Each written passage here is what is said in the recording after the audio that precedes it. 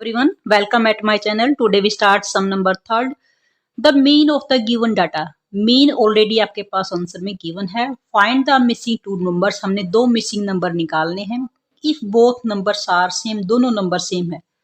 85, 71, x 80, 85, 78. हमारे पास दोनों same है तो दोनों को आप x से डिनोट कर सकते हो.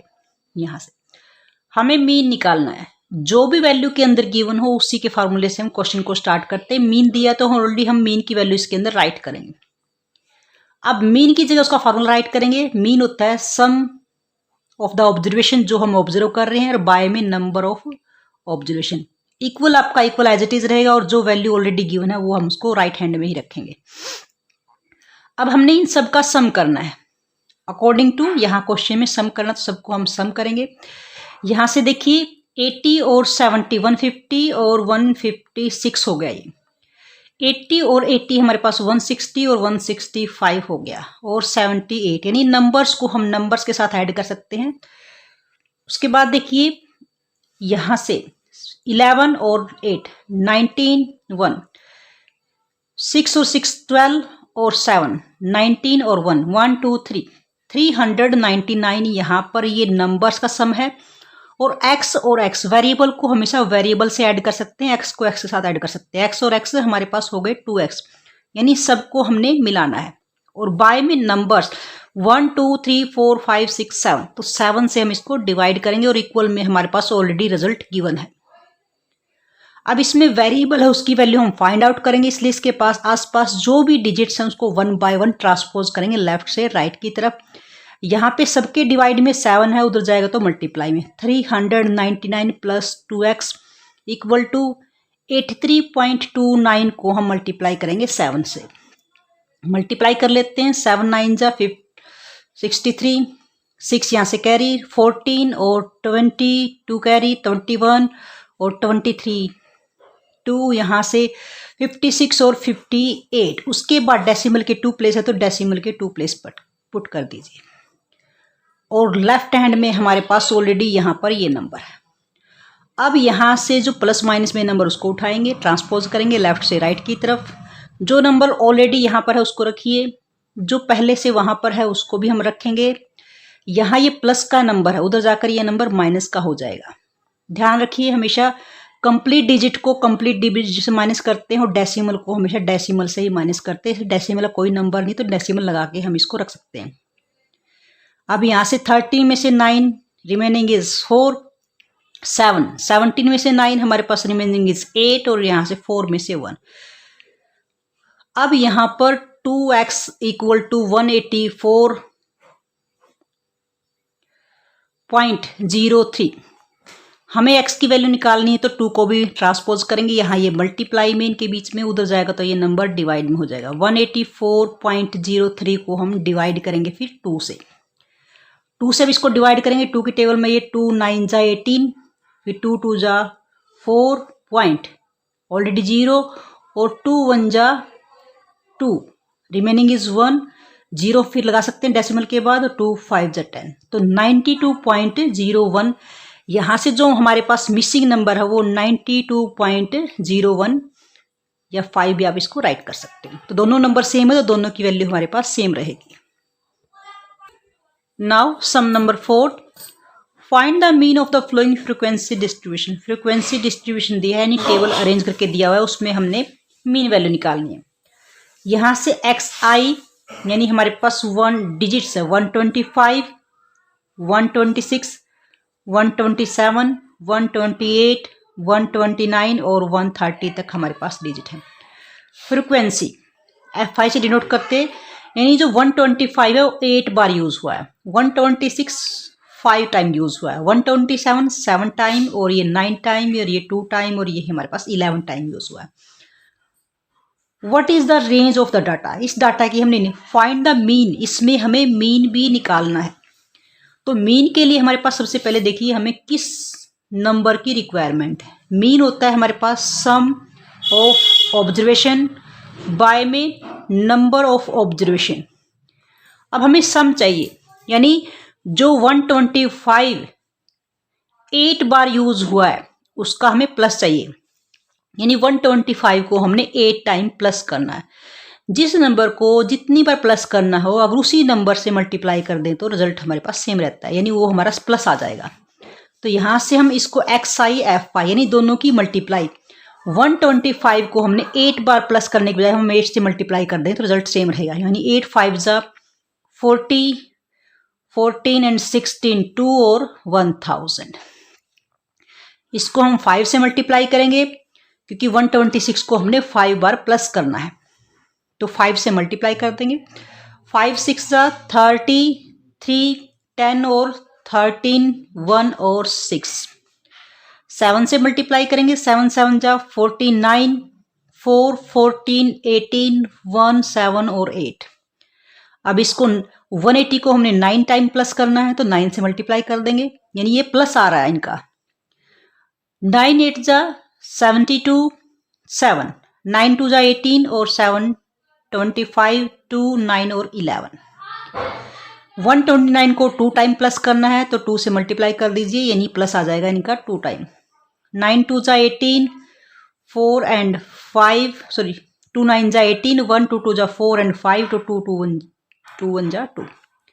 11 से मल्टीप्लाई करेंगे 0, 11 3 जा 33, 3 11 और 14। यानी इन सब का तो प्लस हमने कर दिया, लेकिन ये हमें टोटल नंबर चाहिए सभी का, तो यहाँ से हम ऐड करेंगे अब इसको।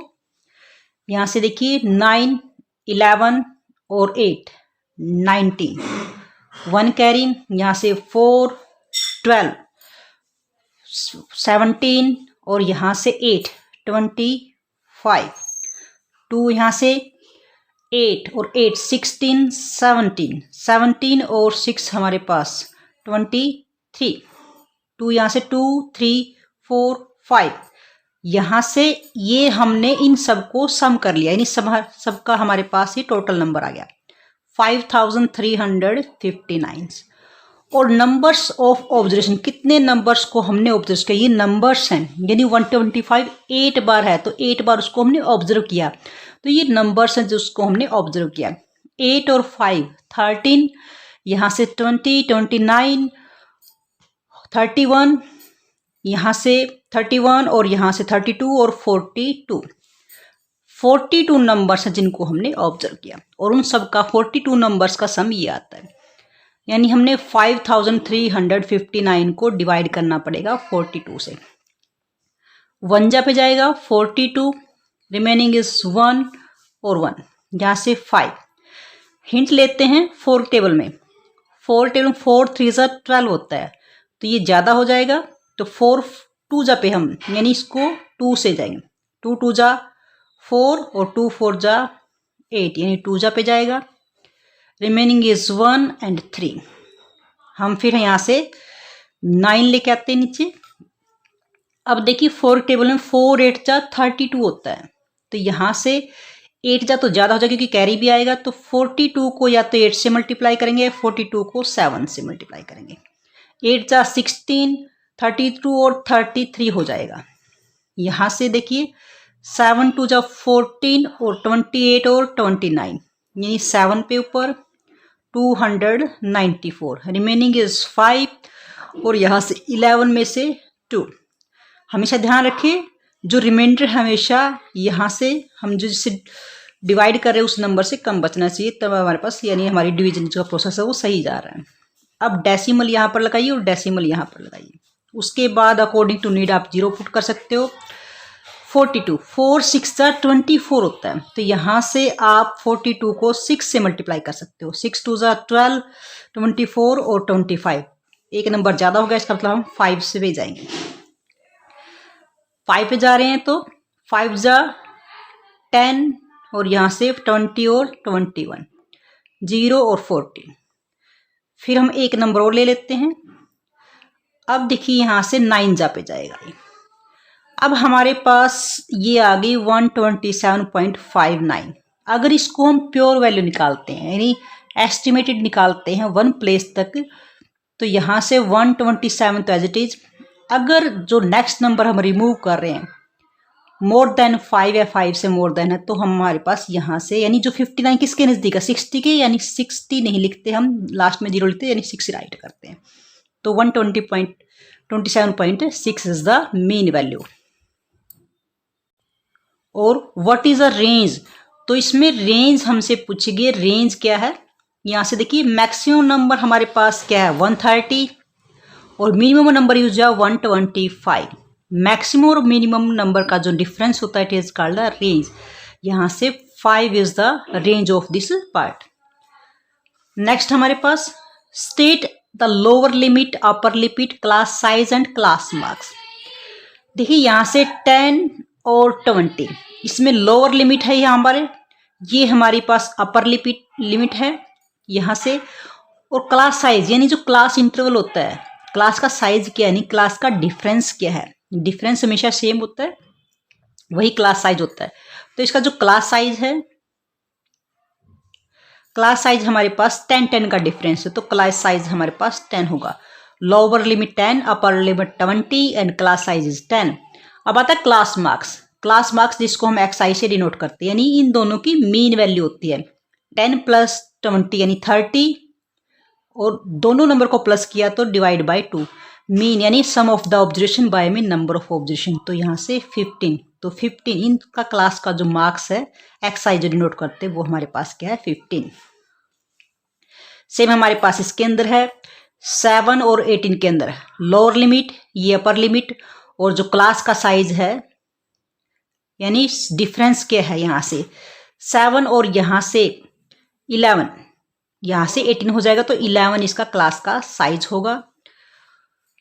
और क्लास मार्क्स, जो क्लास मार्क्स है वो दोनों का सम ऑफ द ऑब्जर्वेशन जो सम किया, यानी 18 और 7 25 और डिवाइड बाय 2 नंबर प्लस किए तो 2 से डिवाइड करेंगे, तो 12.5 इसका क्लास का साइज होगा।